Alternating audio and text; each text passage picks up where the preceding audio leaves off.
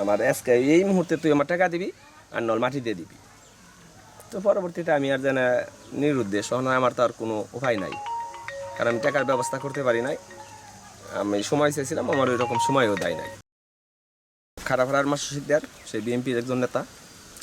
তো তার কাছ থেকে এটা নেওয়ার কারণে আমার রিটায়ার টাকার এক জায়গায় আটকা পড়ে যায়, তার আমি টাকাটা সময় মতন রিটার্ন করতে পারি না। তো সেই সুবাদে আমার কাছে চাপ দিয়ে তো আমার বাড়ির মাটি নিবে এই কথা বলে আমার একটা স্ট্যাম্প করে নেয় আর কি। তো এই মুহূর্তে আমি টাকাটা দিতে পারলাম না।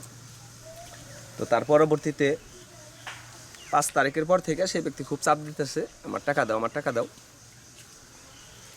তো আমি টাকা দিতে পারি নাই বিদায় সেই ব্যক্তি আমার ঘর ভেঙে আমার এই জায়গা থেকে মাটি নিয়ে নেয় 1 লাখ টাকায়। 1 লাখ টাকায় সেই ব্যক্তি 1250 টাকা মাটির দাম ধরে 80 গাড়ি মাটি পায়, হ্যাঁ 86 গাড়ি মাটি নিয়ে গেছে। এখানে এটা মিনিমাম 25 ফিট পর্যন্ত গভীর হবে, 25 থেকে 30 ফুট গভীর হবে। আসলে ক্যামেরায় এতটা দেখা যাচ্ছে না।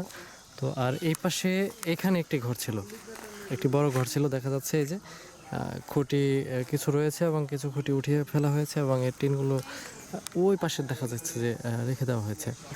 হ্যাঁ নামে জানা থানায় কোনো মামলা নিবে না এখন। কে নেবে নাকি? মির্জাপুরের প্রশাসন।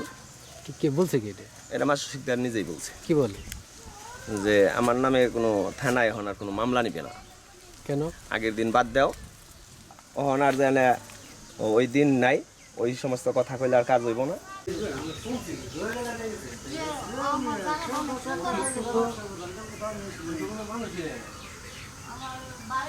ওরা যেন আপন দুইটা ভাই, একজন হচ্ছে হুসেন শিকদার বড়, হ্যাঁ হয়েছে যেন এমপি কালাম সাহেবের লোক, কালাম সাহেব তার পকেটের লোক।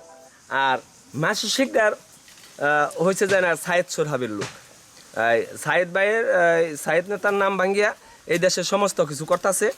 কারণ যেন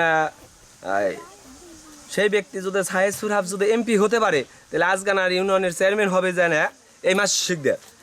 আর যদি যেন কালাম যদি এমপি হতে পারে মির্জাপুর থানার, তাইলে যেন ওই হুসেন শিকদার হবে যেন এই আজগান ইউনিয়নের চেয়ারম্যান আর কি। এইরকম বক্তব্য দেওয়া চলে, আর তাদের তো কোনো কিছু বলাই যায় না। দুই ভাই 2 গ্রুপে রাজনীতির সাথে জড়িত। তো এই কারণে তাদের নামে কোনো অভিযোগই চলে না।